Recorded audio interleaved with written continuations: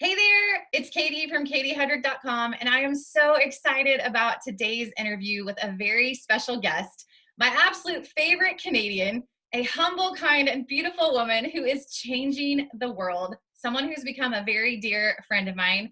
Welcome to the show, Carla Airy Collinares. Thank you for having me, and thank you for everybody who's joining in. Awesome. I am so excited that you're here. I'm so excited to do this with you, and I'm so excited to get to know you better on a much deeper level and for you to be able to share your story with the world. It's going to be a game changer. Are you ready? I'm ready. All right. I'm nervous, but I'm ready, but it's a good nervous. You got this, girl. First things first, we are recording this on March 31st, 2020, which is in the thick of a worldwide pandemic, COVID-19, and I felt like we definitely needed to at least quickly address that subject, and I'll tell you the reason why. You are incredible at sharing no fear. You are incredible at optimistic, positive mindset. So I want you just for a quick second to kind of like give me your thoughts on COVID-19 and what the future looks like. Sure. It's this whole thing is crazy right now, and none of us, there isn't one person in the world who has the answer to how this is going to end or how we can handle it and how do we deal with all these things. And I think the only thing we have to compare it to, like in recent times, is really the crash that happened in '08 in the US. But this is like times, I don't know how many more strangeness, like it's so out there. And you can either be consumed by all of that, or I look at it, my husband and I both look at it very much like there's going to be opportunities that come out of this, and we can't be consumed by it because we're still here. We can still make plans. We can still do all of those things confined to our houses, and you just have to choose joy. You have to find something that brings you joy every day. And it, like I say, it can be something as small as like sitting in quiet and having a cup of coffee or tea or like whatever it is. Take a few minutes and breathe and just try to get through it as best you can and fill everything you are consuming, whether that's on music, video, Netflix, whatever it is. Be sure it's got a positive message to it as much as you can, because it helps. Yes, this too shall pass. And I feel like you're the queen of forward thinking, choosing joy, and choosing happiness. Mm-hmm. Not always have I been that way, but we're going to talk more about that. We're going to talk more about that. I've worked really hard to do that, and it's a choice, and it's hard. It's like a muscle. You have to work it every single day, and some days it's not easy, and some days it's super easy. So it's definitely a choice. Yeah, and especially during this whole pandemic thing going on, it is about choosing that every single day. I totally agree. Mindset is what's going to get us beyond this and springboard us into a future that is good. Right. Yeah, absolutely. 100%. 100%. And what you put out there is what you get back. So if you're putting out constant negative and that's people flock to that. But if you put out positive, you would think that would be the thing people are drawn to more. And it is not. Mm-hmm. And but it has to keep coming. It will rise to the top eventually. It will. I feel like there's kind of two camps going on during this pandemic. There's the optimistic, and then there's like the doomsday, and you see people posting about all the deaths, and then you see people posting, there's been like over like 120,000 people actually recover from the coronavirus already. And there's been so much creativity and new businesses started and all these good things coming out of it. And in fact, did you hear the story about the guy in New York that he was looking out his window and he saw this girl dancing on her rooftop like across the way? And did you see that? He wrote his phone number on a piece of paper and sent it with a drone over to her, and now they're dating. I know. I've said, Rex and I've talked about this, and I said, I truly believe this was a reset button on humanity, because humanity wasn't listening, and it really, we needed to be like something to shock us or something to like punch us in the face, or however you want to say it, but like get our attention in the most extreme way, because we were living. Yeah. Everybody's complaining about no connection and people spacing their phone and nobody knows how to socialize and all those things. And it got stopped. And now everybody's like, well, I need to see my friend. I don't know, like I can't survive without human connection. And it's like, it's a reset button. And I think what is going to come out of it is spouses are going to, maybe not in the moment, but they are going to appreciate each other more. And I'm going to say specifically spouses where one stays at home.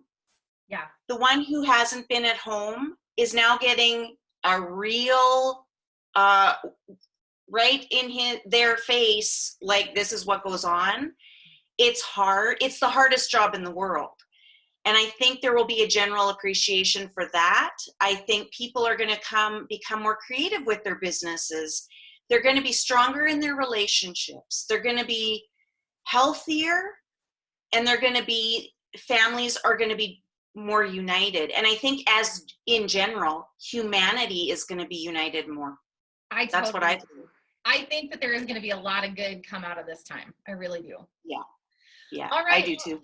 Moving on, since we addressed that, we're going to move on to the fun stuff now, the good stuff. And we're going to work this a little bit backwards in the sense that I actually want to talk first about what you do for a living, because that's our connection and how we met each other. So tell us all about that. Yeah, currently what I do is I have the company that I have is Casa Social Media. And what I do is I help, along with my business partner, Mike Surqua, I help, we help spray foam contractors, and I actually have a supply company in that realm as well, Cortez Industries, and I help them with their social media. We're helping them with SEO and websites. We also have another company called Foam Stars. We all met within the group of Spray Foam Worldwide. And so it's really, I felt very strongly about those guys and girls in that realm. The one thing that maybe that is not their strength is their marketing. And their marketing is the most important, not the most important thing, but like it's the thing that they need to get out there. And it's a struggle because they're trying to manage their businesses. That's where I come in, and I get to be, like I always say to them, I'm kind of like your virtual wife. I'm going to be, hounding you for pictures, videos, come on. And they always laugh at me, but yeah, it's been an amazing, amazing business. I love it. You do an awesome job. I've seen a lot of your work, and it seems like you love what you do. I do. Yeah. And I'm just curious, what do you do in all your free time then? Well, what do I do in my free time? In my free time, I have Coffee with Carla that I do, where I get to talk to people, and you've been on a couple of times. You and Chad have been on, and like we've had a number of people on there, and it's kind of like this conversation we're having. It's just people with their stories and sharing them. Yeah, I mean, Rex and I are what do we do in our free time? We watch a lot of ghost shows. we do a lot of we do a lot of, actually quite a lot of deep conversations with each other, just kind of reconnect, trying to stay connected all the time. He works away, so we're not together all the time. We are right now, but like he quite often works away. So we spend a lot of time together when we're together. So that's free time is with him. I love that. And you guys are a power couple, and we're going to talk more about that in just a minute. But I'm so glad that you mentioned a Coffee with Carla, because you created this space that is a platform for other people to share their life stories. Yeah. When you actually have such a powerful story of your own that has not yet been shared, and I am so honored to get to provide the space that you are going to be able to do that for the first time. So I actually want to go now into that. And I want you just to start wherever you're comfortable, and I want you to share as deeply as you're comfortable with doing.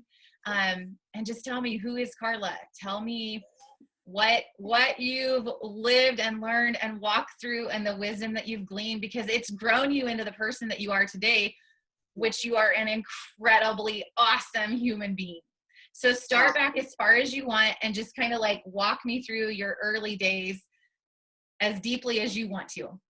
Sure. I guess The town I grew up in and where I'm from is Watrous, Saskatchewan in Canada. You all can look up that province on Google. It's the easiest one to draw and the hardest one to spell.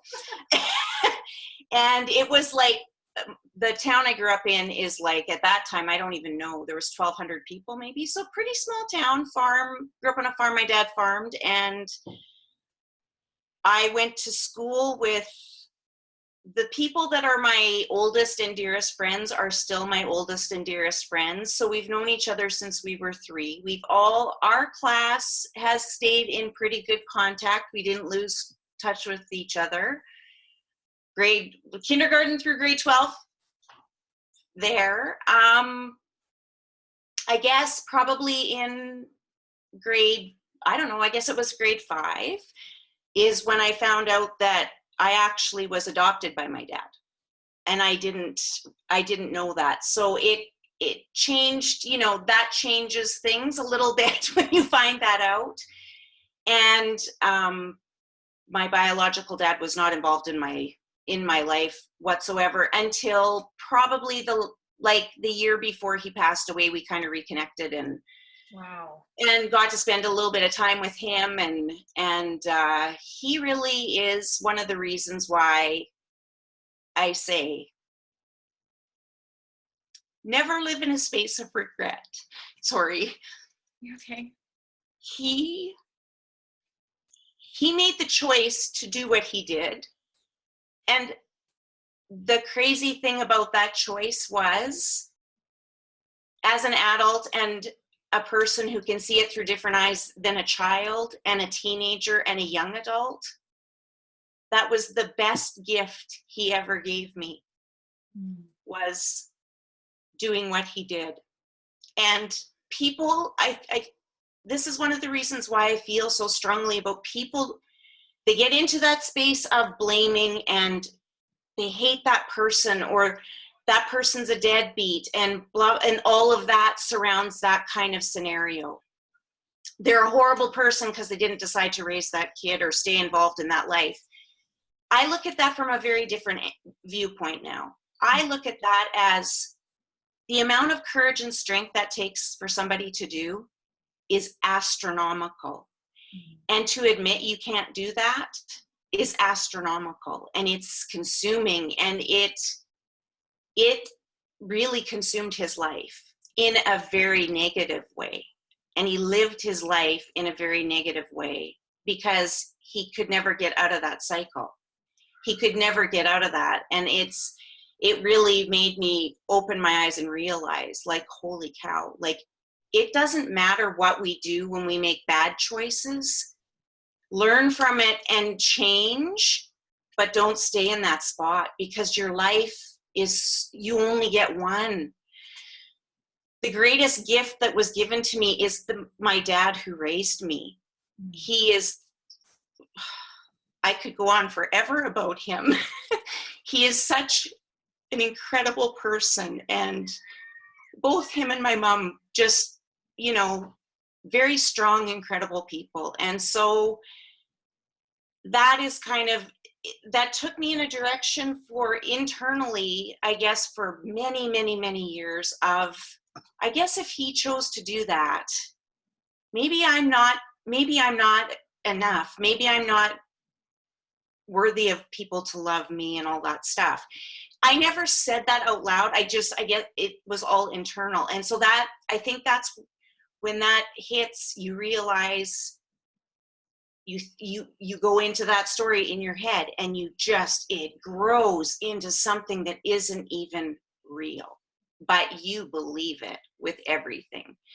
So going through teenage years, having zero self-confidence, always had lots of friends, always like happy.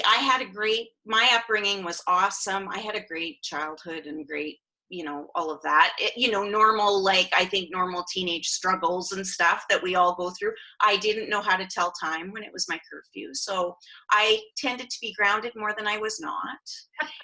So, why do I feel like I'm not surprised about that? We lived on a farm, and there was train tracks that a train never crossed. But for some reason I felt the need to say there was a train. I couldn't get home. That's great. That's that great. smart teenage mentality, right? So yeah, I mean, outside of that, I mean, yeah, it was, I think, a pretty average, normal, like, growing up and being on a farm. I was not geared to be on a farm. I didn't enjoy being on a farm. I wanted to get off of a farm and never be put back on a farm forever. Like, it just, and I don't know, it just wasn't my thing. And I look back now and go, well, it, like, I don't know what that was all. I guess because I was separated from my friends, and my friends were so important to me. They were all in town. It was always like an ordeal to get there. I So totally it was, relate to that. I was the same way. And what's funny is I wanted to actually grow up and move to a big city. And then I did. And then I wanted to move back home to the farm. So we did. right. Yeah, it's weird because I look back now and I think, you know what, I don't know if I'd want to live on a farm like far out of town, but I could live, you know, sort of remotely, I think. I think. Oh my gosh. So tell me more about your high school years then. Yeah, so high school years, I mean, really, it was just a lot of, I wasn't a good student. I can say that. I was honestly a terrible student. I didn't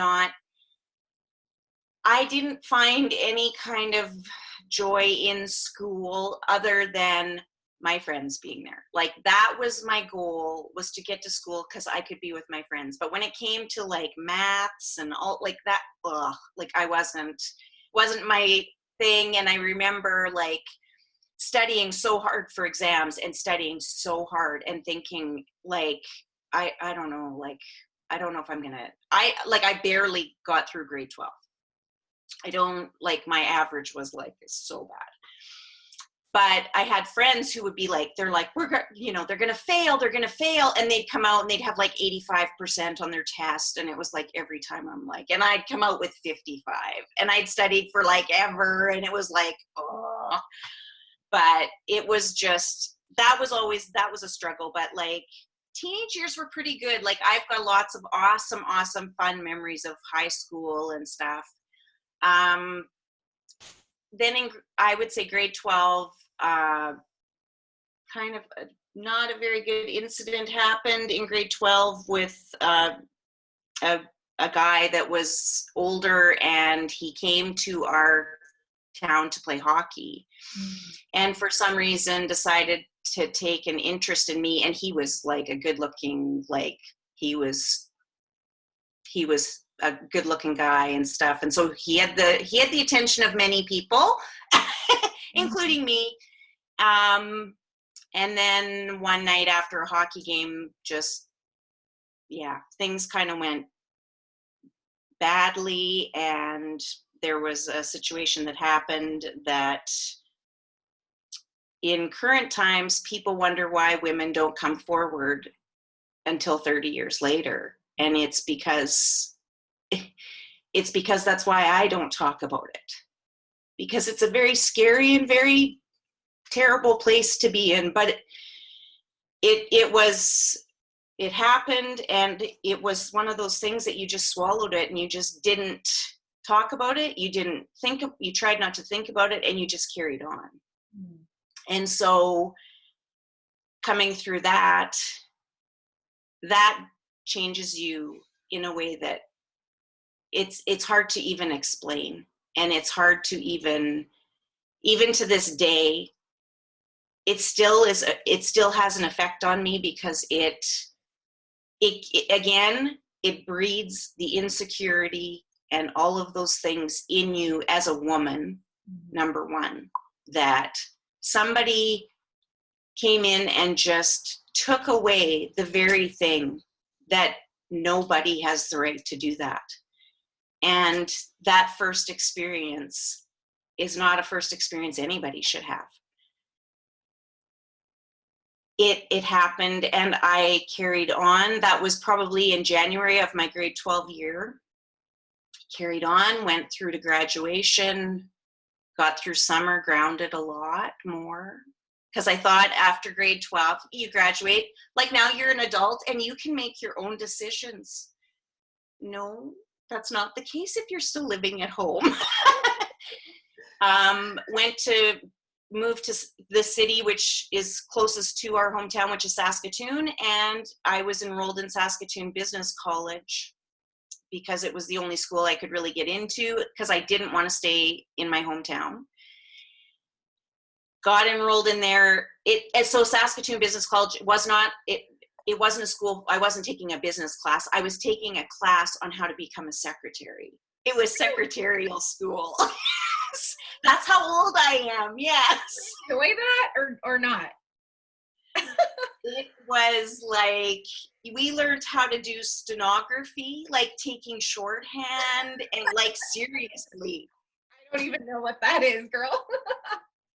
You'll have to look it up. It is like, so way back when, if you were somebody's secretary, you would go and sit in their office with a notepad, and he would be like talking, and you would have to write out what he was saying in shorthand, and then go back to your desk and type it out. Okay, shorthand, I've heard that term before. So it's like learning all these different like ways to write normal words. It was the worst class. Like, it was terrible. I do use some of those little things, tricks though now when I'm writing. I still use some of them, but I wasn't cut out for school again because it wasn't what I wanted to do. I didn't know what I wanted to do. It was like a little bit of a panic mode. Like, I'm doing that because like, I don't know what else I should do and whatever. Never finished the class, like never finished it. Okay. Went on to just go through a company. It was called Temporary Manpower at that time. So you would put in your resume, and they would call you in the morning and go, hi, do you want to go here and work like at this place today doing like it varied so much from, I worked for Revenue Canada for a month typing documents, to going to a company called Shelley Western and sorting out rotten vegetables out of like the produce that were being shipped to the grocery stores. So it was all over the map until I guess I finally got like a full-time job at Investors Syndicate, which was like I don't know what they're called now, if it's Investors Group, but they do like financial planning for people. So did that as a secretary. I was about 19, I think, at that time. And being 19 and everybody else was probably my age now, or like between 40 and older. And at that time, you could be let go from a job for no reason. Like, you don't have to be given a reason. So it became clear to me that I wasn't fitting into this setting. And I knew that something was wrong. Like, I knew something was wrong. And they all went for lunch one day, and I looked in my personal file because I thought, something's up here, I need to know. And I was getting fired at the end of the day. Oh my gosh. And I proceeded to finish my afternoon of work like nothing was happening, and got called in and got let go. And that was the end of my career with Investor Syndicate. Wow. Yeah, moved on from there to the Brick and did office work there, and, you know, carried on.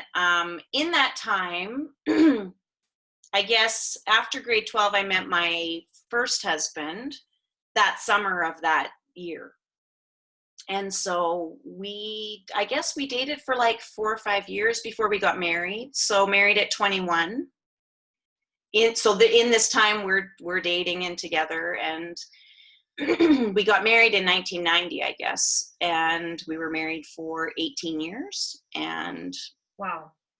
Yeah, and we have 2 beautiful, amazing daughters out of that union, and they are the best things that I can ever say that I was a part of. They are the best things I've ever done. So they are so beautiful. They look just like you. Do you think so? Yes. It's funny because my oldest daughter, if you see them standing side by side, my youngest daughter is the taller one and my oldest is the shorter one, and it gets reversed so often, and it drives my oldest daughter crazy because she's like I'm the older one. But she got the height from her father's side of the family. my youngest daughter got my height.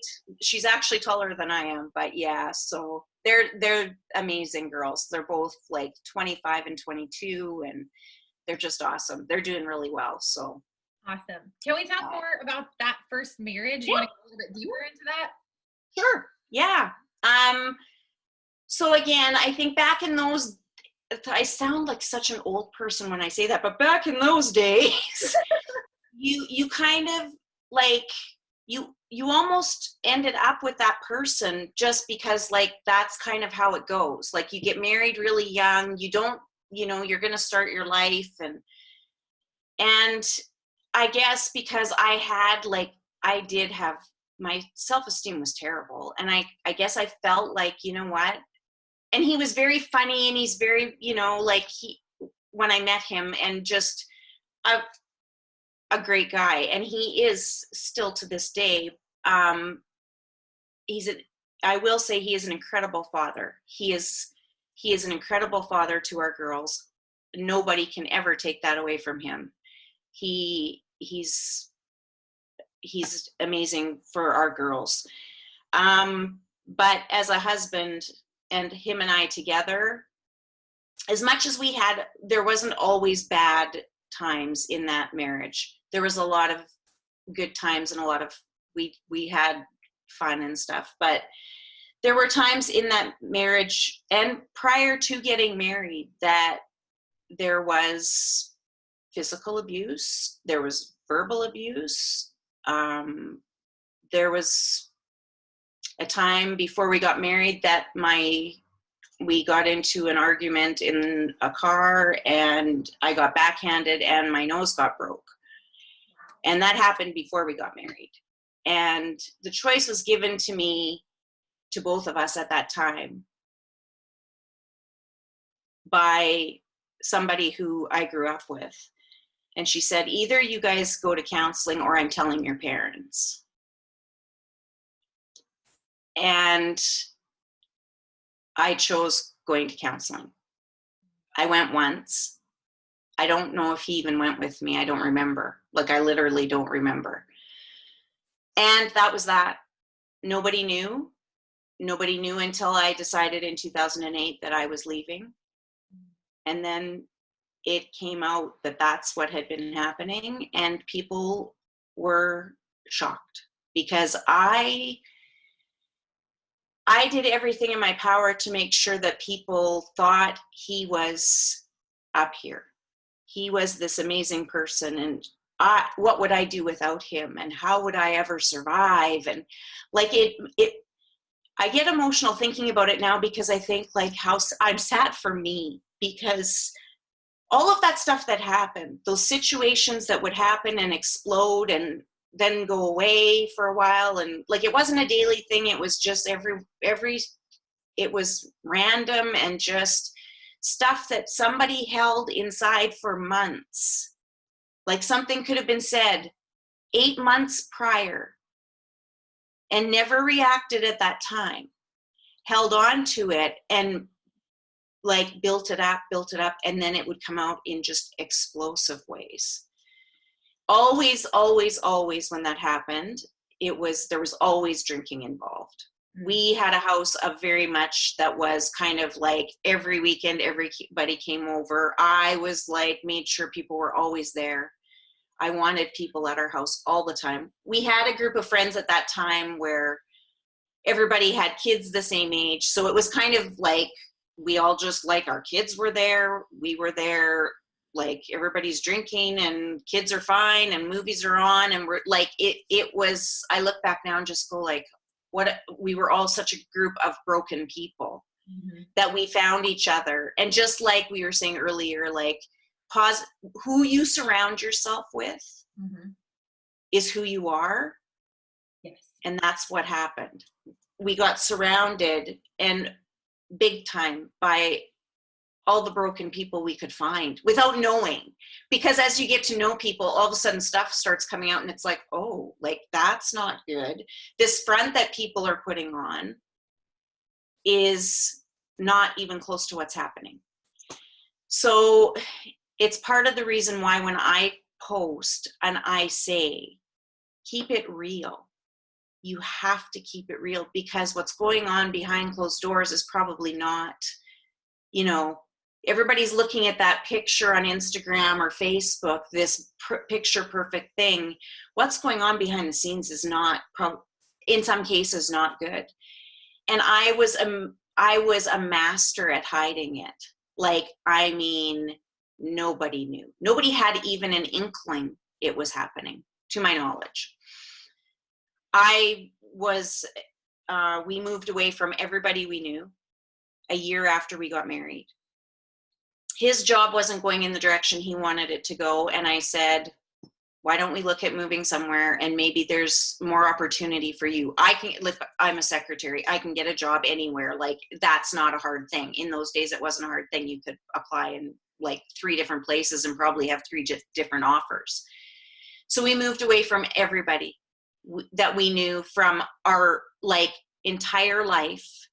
And we picked up and we moved to this it was a little place, it was about 13,000 people just outside of Calgary. Nobody had ever heard of it. He got hired over the phone. We went there to check it out. Okay, let's go. Everybody was like, what's happening? Like, where are you going? We left everybody we knew. And we started our life there. And I cried for months because I didn't realize the impact. I thought it's going to be fine. Like, I'll be able to call them on the phone. We didn't have this stuff. And it took me, I think it took me probably 5 solid years before I was finally settled and okay with living there. I carried on with my day. Like, we carried on and did our thing, but like, I felt always like when something would be going wrong with his job, I'd start applying for jobs at home. Like, maybe we need to go back. Maybe we need to go back. We never did go back. I started my career in the insurance industry there and got a job, got hired while applying for our vehicle insurance, and they were looking for a receptionist. I got hired. And I did 20 years in that industry. And again, when your personal life isn't going well, you try to find something that you can define yourself by. And I took on my job as an insurance broker, and I took that on. I felt once we had our kids and stuff, and we weren't in a position for me to stay home. Back in those days, my boss wanted me back in 6 weeks after they were born. I went back at 16 weeks, so they were 4.5 months old. They went to a day home. She was she was awesome, and I'm still connected with her now, and she was fantastic with them. Rather than a daycare, I wanted them kind of in more of at least somebody's home that was a good, person, and it was a smaller amount of people, and they wouldn't get lost kind of in the shuffle. And so having the circle of friends that we did, that circle of friends happened to be all stay-at-home moms, and I was the one who had to work. And that for a working mom is the hardest thing to do, because you're ridden with guilt that you have to leave your kids regardless, even if you're not meant. It's like, I know myself well enough. I would not have been the best stay-at-home mom. I was meant to be a working parent for sure. It doesn't change the fact that you feel that guilt that somebody else is like pretty much raising your kids. And so that made me, with everything going on, felt useless as a mother, terrible as a wife, all of the things. I went hardcore in on my job, and I hated that job. I hated that career. For 20 years, I did that. I was good at it, though. As much as people can say all day long, you have to find what you're passionate about to be actually good at what you're doing. That is not true. You can detest something so much you could still be good at it. I was very good at my job. I cared about my clients. How I am with my clients now is how I was with my insurance clients. They were like, I treated them as though they were my family. Like, I'm going to make sure that if you have, if something goes wrong, I am going to be and I defended my people. Like, if somebody wasn't helping them in the way I felt they needed to be helped, like, it wasn't a very nice conversation. Like, I was kind of vicious. I was not nice. But it was the only thing I felt like I had control over. Sure. And I doubled down on that hardcore, and it was at the detriment to my family and to my personal life, because I allowed that in more than I focused on what was going on in my family. So my kids they didn't get the best version of me, because I dragged all of that garbage home with me and just would stew on a bad day like nobody's business. And it's why I say every day in my message, don't let the day run you, you run the day. That is why I believe we wouldn't be having this conversation had I stayed in that part of my life, because I wouldn't be going through a pandemic, because I wouldn't be here. I feel I wouldn't have survived. You addressed so many things in those past few minutes that are so relatable to what so many people are going through. Everything from, oh my gosh, everything you said, everything from living your life with courage, because the situation that you were in took serious courage to live out as well to get out of, to that guilt between working mom versus stay-at-home mom and what are we called to do, and to going to work every day in something that maybe that you're not passionate about, but deciding to work with excellence anyway. Gosh, there was so much wisdom and goodness in that. If you could give yourself, if you think back to that time in your life, that first marriage, if you could give yourself like one piece of advice from those days, what would you say to yourself, or what would you have changed looking back? I would tell myself I was worthy. Yes. The fact that I was in that, and let me just say this too, to be very clear, that all of those things that happened to me, I allowed that to happen. And that becomes a very controversial statement when it becomes in an abuse situation. It's not like I stood there and said, okay, bring it on. That isn't what I mean. What I mean is we allow what happens to us. And sometimes we just don't have the strength to fight back or know how to get out of it. But eventually what happens is you do find that courage and you do find that strength. So when people get into that mode again of they would never allow that to happen, why would they stay? Why, all of those questions, you cannot possibly understand the answers until you've gone through it. And to say those things, like, it's human nature to react that way. Like, it's totally, I get why people say that. I get it. But at the same time, you get to a point where you just all of a sudden know. And I knew, I would have told myself I was worthy, and I would have stood up and not made myself small. I made myself so small, like so small, and allowed somebody who was supposed to protect me and supposed to love me and care for me to be this bigger than life presence in our relationship. Everything that was going, like, when people would know, like, there was something, like, you have like an odd, like a disagreement or whatever, I always made sure everybody thought it was my fault. And to this day, I don't know why I did that.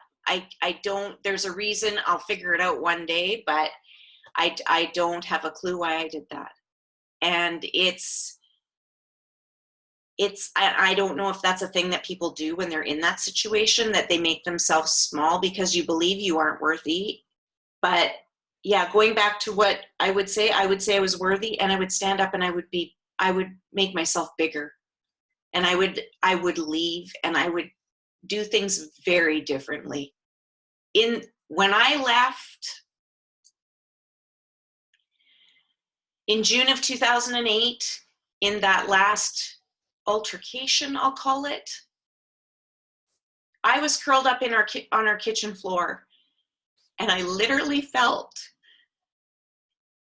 something inside of me snap. Like I felt, and it wasn't from what was happening, it was I don't know what to call it. I don't know if it was my soul, my inner, it snapped, and I knew. And I stood up for the very first time,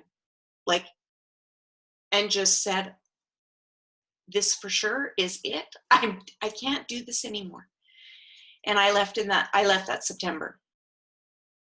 I left with a garbage bag with my stuff in it, and lived in my friend's cement basement beside their washer and dryer, and then got my own place and proceeded to try to navigate, how do I reconstruct my life?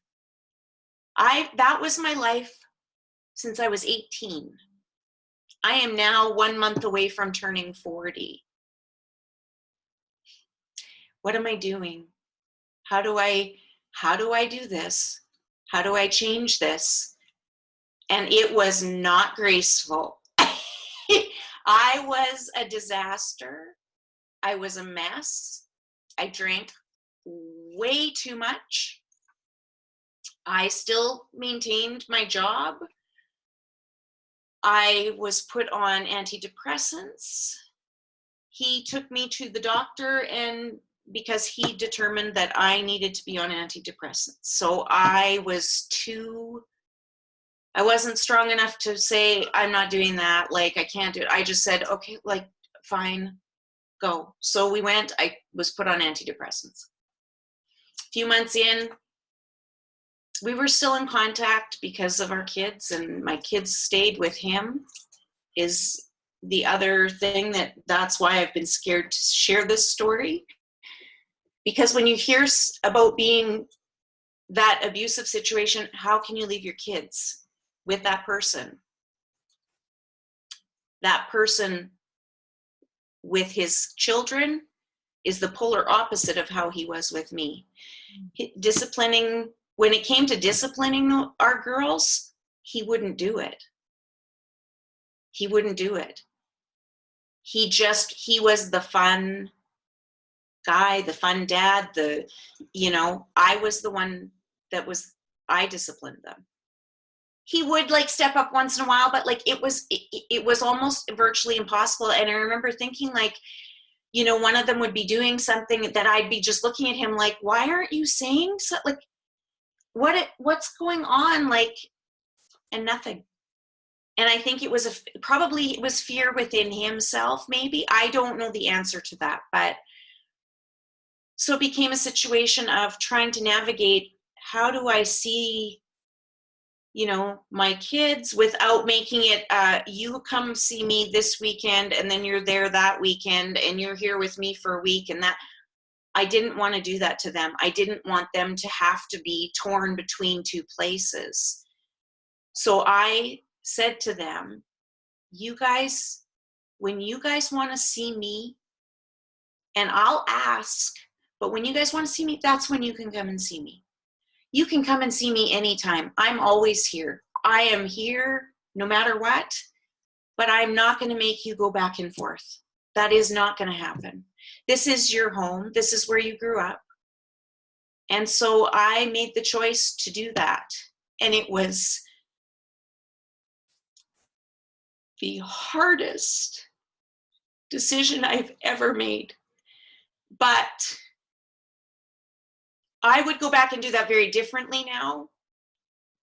But it gave them the choice to do what they wanted and not feel torn. Because in that situation, it's hard enough that your parents are splitting up. They had no idea what was happening either. So just to clarify that, none of those situations when those incidents would happen happened when they were home. They were always away. They were like over at a sleepover or, you know, with friends or wherever they, you know, they were never involved. They never saw it. They never saw that stuff. So they weren't aware that that was even happening either. I made sure that they weren't aware of it. When I think back now and think about the energy in that house, that probably affected them more than I realize. Right. Because no matter how much you try to hide that, it comes out in different ways. So, yeah, I mean, so navigating that into drinking way too much to being put on antidepressants and drinking, which is a really fun combination, not to then being told by him I needed to go to AA and him taking me to an AA meeting and him attending Alcoholics Anonymous while he proceeded to drink like he always did, which was no different than what I was doing. Went to the group for the support of the person, the people that were, you know. So I went, not happily went, and I stayed there. I actually ended up staying there for 6 months. I went for 6 months because it was the first time in years and years and years I felt like I had a group of people that kind of were, it was like a family, and it really was, the support was incredible, and just the people sharing their stories and all of that. And it was like, I didn't drink for an entire year. At 6 months, I realized I was not an alcoholic. I was abusing alcohol to get me through what was just too much. I couldn't deal with it. I had no tools. I didn't know what to do with myself. I was a complete mess. I was completely destroyed. Went to therapy, and probably that was before the AA thing. Went to therapy, and this is still before I left. I'm kind of jumping all over, and I'm sorry that I'm doing that, but went to therapy on my own. And I've talked about this a little bit before, where I went in and they asked me to introduce tell me a little bit about yourself. And so I did, and I talked for like 10 to 15 minutes. And she stopped me and she said, like, I need you to understand that in this conversation, you have called yourself stupid, an idiot, all of the bad things. She said a minimum, I would say between 12 and 20 times that I've counted. And you are talking like there's no meaning to it. I didn't know I was doing that. So she gave me the homework of, I want you to pay attention to what you're saying to yourself. Like, I want you. And I remember thinking, lady, like, whatever. Like, what? I thought, what a bunch, like, this is a bunch of BS. Like, oh, okay, that's going to help me. Like, I was like, so not, like, how I was then to how I am now. I would probably block myself because I'd be like, what is, like, yeah, okay with your positive, like, I was like so negative. But it was got in the car, right? Oh my gosh. So it was instantly after I left that session, got in the car thinking, what am I doing? This is a waste of time. My company had benefits that paid for those things. So I thought, well, I'm sure glad I'm not paying for this because, like, I don't get it. Walking in the car, just kind of like annoyed, really, and got in the car. And I phoned my ex-husband at the time and just said, like, I called him to let him know I was on my way home. And as I was driving out of the parkade, I turned left instead of right. And I said out loud, oh my God, I am so effing stupid. And I heard myself. And I had to hang up the phone. I was like, I gotta go. Hung up the phone, pulled over, and I cried like I don't think I had ever cried in my entire life. Like, how horrible have I been to myself? The one person I'm supposed to love me. And I am talking to myself like I wouldn't talk to my worst enemy how I talk to myself. And from that day on, I paid attention. And it doesn't happen overnight.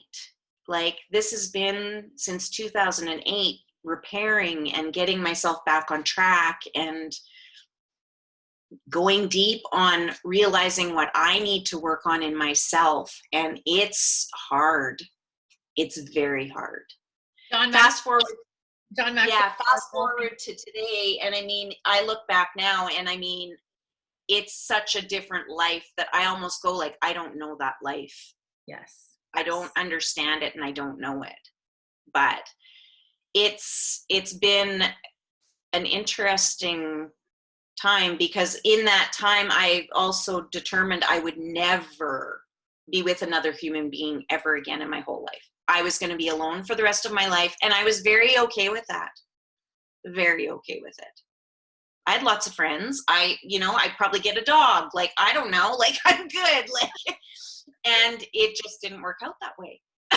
Let's pause right there for just a second.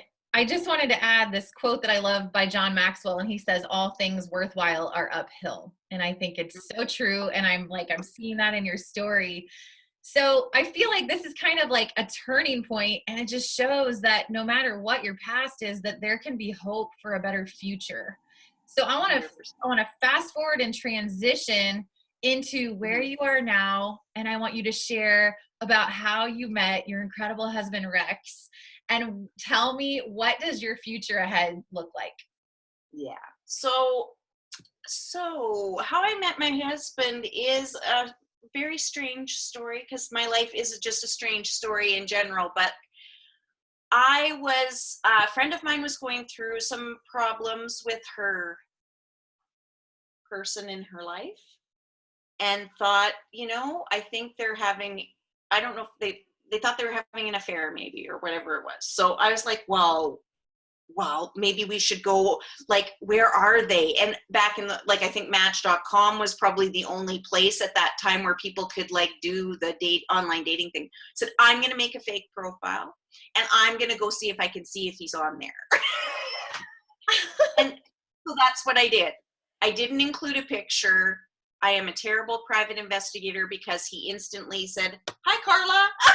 Oh, cover blown. I just didn't do it well. Rex was on there as well. Now, this is why it's so crazy, is I was not looking to meet anybody. So if anybody was like sending me invite, I don't even remember how it worked, but I just didn't respond. And then all of a sudden his came through, and obviously something he said kind of got me like, what the heck is this guy? Like, okay, I guess I'm going to answer. And I don't remember even what that first conversation was like.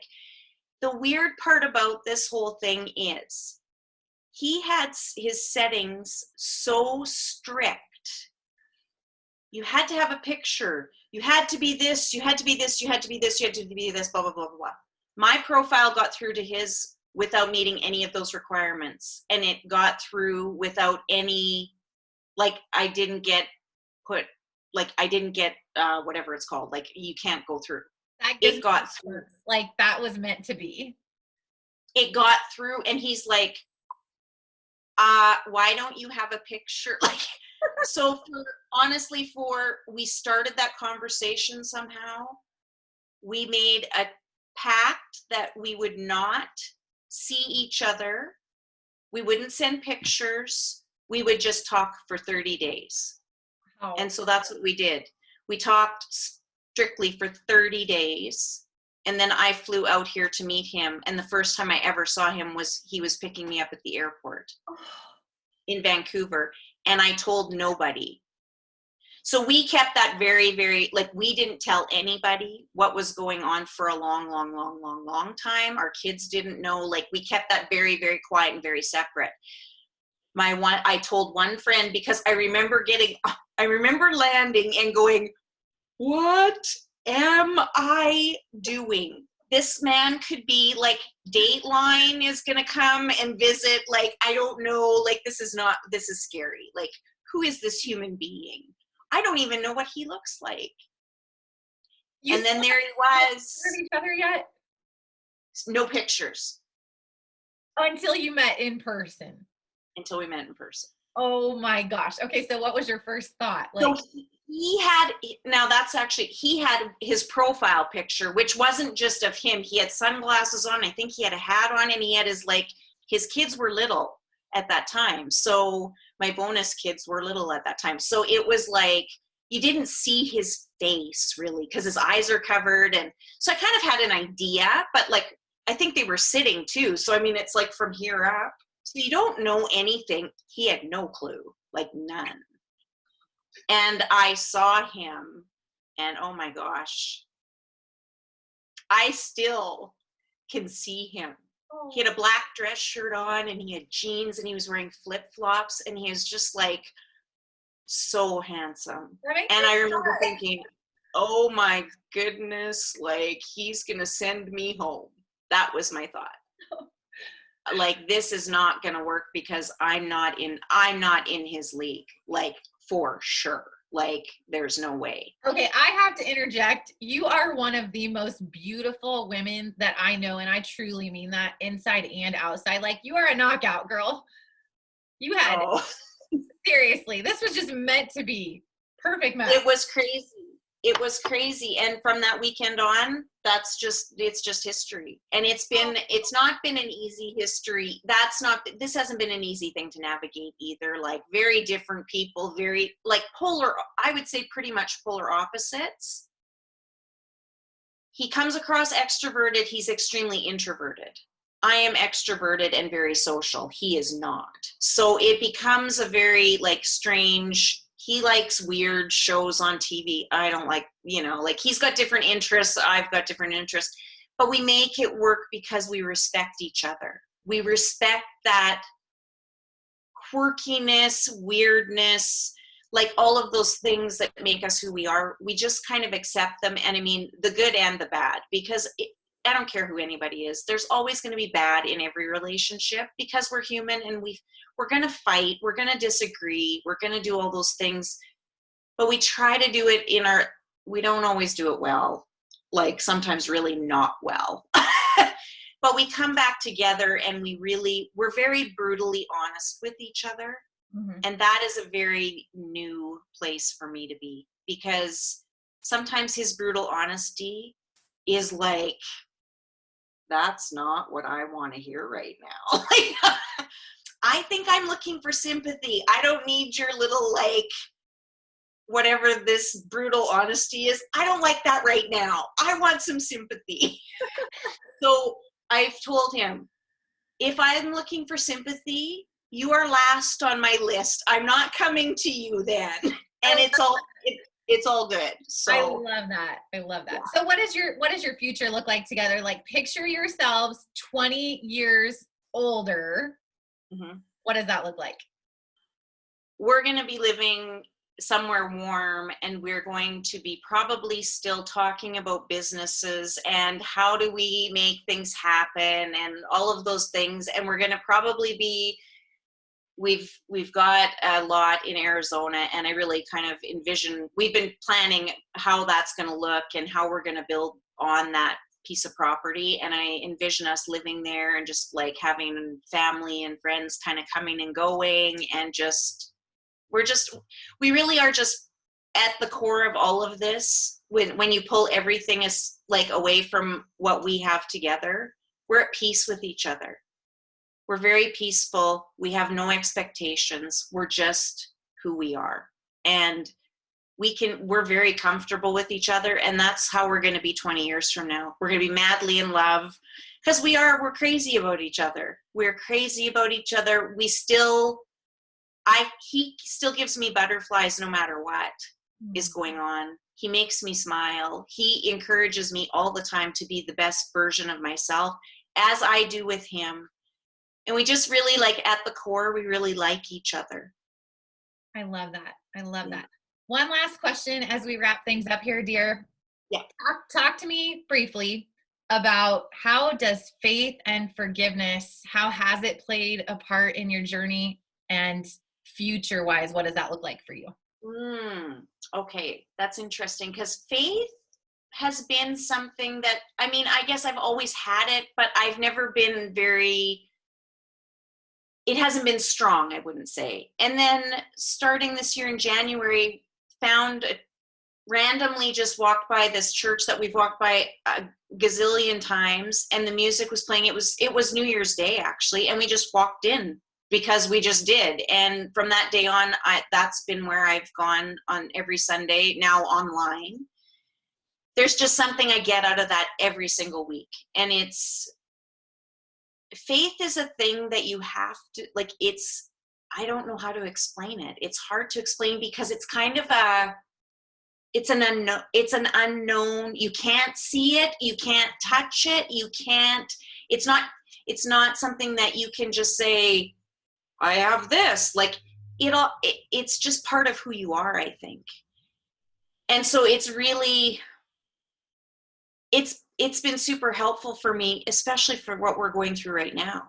Like, I feel very strongly that there's somebody bigger than us that knows what's going to happen. And that's why, I guess, that's where I find my calm, is he knows the end of the story, not me. And I can't control it. So I gotta, like, blindly have faith. It's going to be okay. And that's part of that piece. Forgiveness is a thing that is something that a very good friend of mine, who is also a very faith-oriented person, who was with me during those broken years for a lot of it. And she has an amazing story as well. But I remember struggling with forgiveness, and her just saying, Carla, forgiveness is not about that person. It's about you. Yes. And I remember thinking, I don't get what that means. Like, I don't understand how that's good for me, or how that benefits me, or what do you mean it's about me? And the more I got it, the more I understood you're holding resentment or anger towards somebody who's hurt you. And it's the saying, as the saying goes, it's like drinking poison and waiting for the other person to die. Mm-hmm. That person has probably moved on and doesn't even remember what you're mad about. And when it's traumatic stuff, that's when it gets hard. That's when it's really hard. So I've had to dig very deep, and it's taken years and years. That experience I had in high school, probably up until, I would say, this year, was when I was, the first time ever, I was able to finally just let it go and say, I forgive you. Because it isn't about that person. It doesn't change what they did. It doesn't mean it's forgotten. It's just, you're not holding on to that ugly security blanket of all that garbage. You're free of it. It frees you. Yes. Amen, sister. All right. You are one of my absolute favorite people. You are an inspiration. You are a joy. And I want you to share with everyone how they can connect with you, because your Instagram feed is one of the most bright, happiest, optimistic, yet real life places to be on social media. So share with us all the places that people can connect with you. Yeah. Okay. So I think Instagram is at Carla J7, I think it is. There's a Coffee with Carla is on Facebook. Carla Ari Culinaire is on Facebook. YouTube is Coffee with Carla. And I post, like, I've got all the interviews over there. I'm also on LinkedIn if anybody wants to connect with. I don't, like, LinkedIn's a bit different over there, but, business wise, I'm over there too. So that's where you can find me. Awesome. Well, thank you so much for this conversation today, dear. And you keep changing the world, and we will talk to you soon. Thank you so much. I appreciate it. And you keep bringing the joy that you bring too. Thank you for giving me this privilege. Thank you, Carla. Thanks.